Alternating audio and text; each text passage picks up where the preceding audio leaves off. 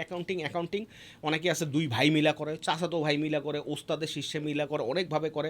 আমাদেরটা নিচ্ছি না, আমরা যখন যা পারছি নিচ্ছি, এইসব বংচুং বইলা কোনো লাভ নাই। ডে 1 থেকে অ্যাকাউন্টিং হইতে হবে। এটা ডেবিট ক্রেডিটে আপনার কাগজে কলমে লেখা নেন, যা ইচ্ছা নেন, সফটওয়্যার একটা নিলে টোটালি ওয়ার্থ ইট।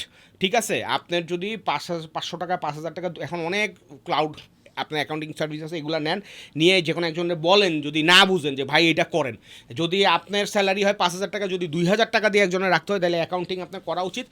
একটা কারণে হচ্ছে আপনার ব্যবসার আসল সিনারিওটা বোঝার জন্য। আরেকটা জিনিস হচ্ছে যে এখন অনেকে যারা একটু সাকসেসফুল হয়, তারা যখন ইনভেস্টমেন্ট নিতে যায় তখন বলে যে ভাই, সেদিন যেমন এক লোক আসছে করতে, 3 বছর ধরে ব্যবসা করে, কিন্তু প্রথম 2 বছরের কথা কিছু জিজ্ঞানো যাবে না, এটা হলো শর্ত।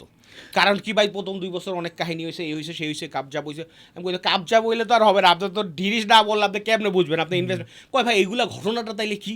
আমি তখন বুঝে গেলাম যে কাহিনী এইটাই হয়েছে, ভুল তো সবাই করে। তখন বুঝে গেলাম যে ভাই তাইলে আপনি বাদ দেন, আপনি যখন ইনভেস্টমেন্ট নিতে যাবেন তখন ওই 2 বছরের কথা আপনার বইলা লাভ নেই, আপনি 1 বছরই বলেন। আর যদি পারেন তাইলে বৈশা আপনার অ্যাকাউন্টিং করেন।